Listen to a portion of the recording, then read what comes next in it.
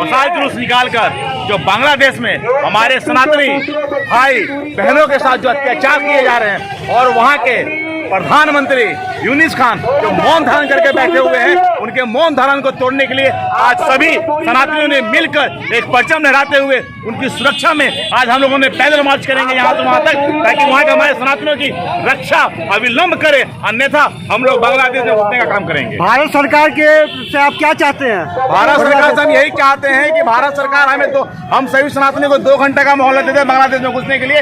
हम अपने सनातनी भाइयों की रक्षा करने के लिए सक्षम हैं। ये मशाल जुलूस आक्रोश के रूप में निकाला जा रहा है।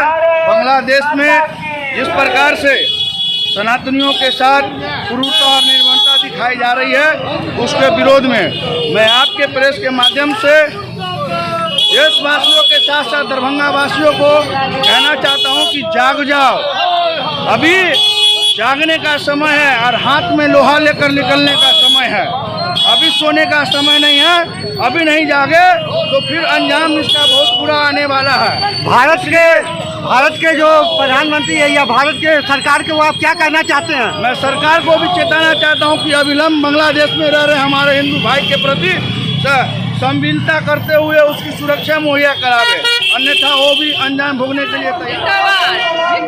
एक रहो, बटोगे तो कटोगे।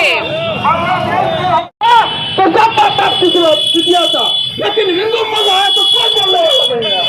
इसलिए मैं समस्त सनातन समाज की ओर से आप लोगों को आपके सामने में मसाल जुलूस का आयोजन किया जा रहा है।